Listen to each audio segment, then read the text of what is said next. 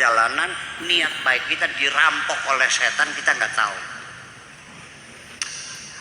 Oke, saya cerita lagi. Ceritanya berulang-ulang tapi nggak apa-apa kan? Santri saya ini saya suruh beli kacang tanah di Jatibarang menjelang Lebaran 5 kilo, mau bikin kacang gawil yang direbus dulu, terus kulitnya dikupasin, terus dikasih bawang putih sama garam, ya kan gitu, terus digoreng gitu. Nah, si anak santri ini saya kasih ini buat beli takjilan, sekalian kan ada takjilan kalau sore itu. Nggak usah Kiai, makasih. Barangkali naik mobil nih, nggak usah. Ini buat beli bensinnya nggak usah.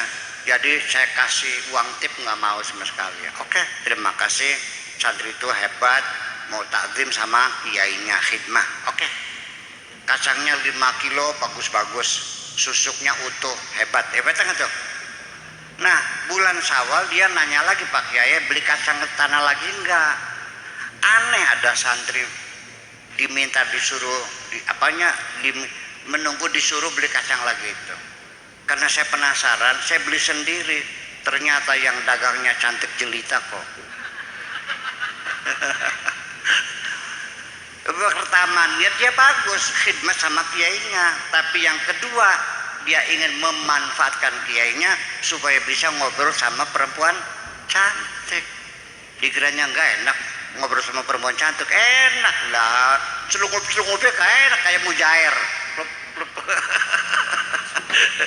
Seger Bu, ya Allah, paling nikmat nyawang-nyawang wong ayu Bu. Iya, belangsane paham kita ke lanang kan terus dibeli.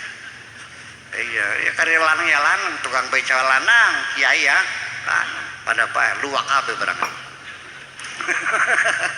Iya, wis 11-12 lah. Iya, jangan ngaku suci lah, percayalah. Kita semuanya punya dosa semuanya. Itulah maka kapan kita muncul kesadaran, sebetulnya saya nggak yakin ada orang ateis, ada orang tidak percaya Tuhan, nggak yakin saya. Sebab secara insting manusia meyakini ada kekuatan, betul nggak? Di luar alam metafisika, di balik alam ini ada sang pengatur. Nggak mungkin kerja badan kita mesin sensor memang jalan masing-masing. Tidak mungkin dong tubuh kita bisa memilah-milah vitamin A, vitamin D, vitamin C. Ya kan, mana lemaknya, berapa kadar lemaknya, berapa kadar gulanya, berapa kadar segala, nggak mungkin dong. Mesti ada yang ngatur, nggak mungkin dong. Nah itulah Allah. Nah jadi artinya, jadi kalau sekarang gimana? Yang ada itu adalah orang yang keluar dari agamanya karena agamanya tidak meyakinkan. Nyari jadi agama yang baru nggak ketemu itu aja itu yang ngetes itu. Nah makanya nanti siapa Tuhannya ya tergantung kita masing-masing. Ada yang Tuhannya sungai, kayak dulu zaman Mesir kuna, kalau setiap tahun itu supaya jangan banjir maka harus menenggelamkan seorang gadis perawan yang paling cantik. Ada Miss Universe-nya di Mesir zaman dulu, yang paling cantik siapa, terus diikat di bandul batu, dicemplungkan di sungai Nil untuk Tuhannya Nil. Ada lagi Tuhannya seperti di Persia, Tuhannya api. Menikahnya ya anak bibitan apakah dangdur tak di ubud-ubud kelawan putih kah? Ya itu macam-macam lah, terserah. Tapi yang penting ada Tuhan macam itu. Nah, oleh karena itu yang penting selanjutnya lagi kita memanfaatkan waktu secara efisien dan dengan banyak berbuat baik. Itu satu-satunya jalan kita bisa menemukan jati diri kita sendiri.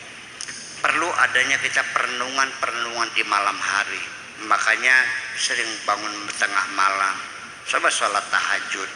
Nanti setahun sekali ikut saya di hutan. Orang banyak merenung, memikirkan sendiri.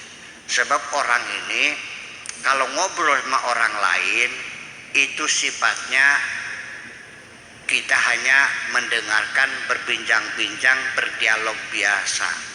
Tapi kalau tidak dengan orang sendirian, terjadi namanya dialog dengan diri kita sendiri. dialog dengan diri sendiri, dialog dengan orang lain, dialog dengan Tuhan, dialog dengan alam semesta. 4 macam dialog inilah ya, kita kadang-kadang dengan alam semesta tidak, dengan diri sendiri tidak, dengan Tuhan juga tidak. Kita dialog dengan sesama yang rawan dengan pertengkaran. Ketika kita berdialog dengan orang lain, percaya di situ ada kedustaan. Kita selalu membela diri, tidak mau disalahkan, betul enggak? Dan kita selalu menyalahkan orang lain. Tapi ketika dialog dengan sendiri, tidak mungkin engkau menyalahkan dirimu sendiri. Dalam kesendirian, ketika kamu salah, ngaku salah semuanya itu. Nah, tetapi Tuhan amit-amit jangan cari mursyid pada padu asal sakti. Sakti tidak ada hubungannya dengan kebenaran. Banyak orang yang sakti tapi tidak benar. Banyak orang yang benar tapi tidak sakti. Tukang sihir sakti enggak? Bener beli? Ya wis komplain. Kalau sudah urusannya pakai duit, menggandakan uang, cari merah delima, cari apa lagi, piring petuk, cari samurai, sudah tinggalkan saja. Bohong semuanya itu. Paham bikin? Oke, makasih itu aja.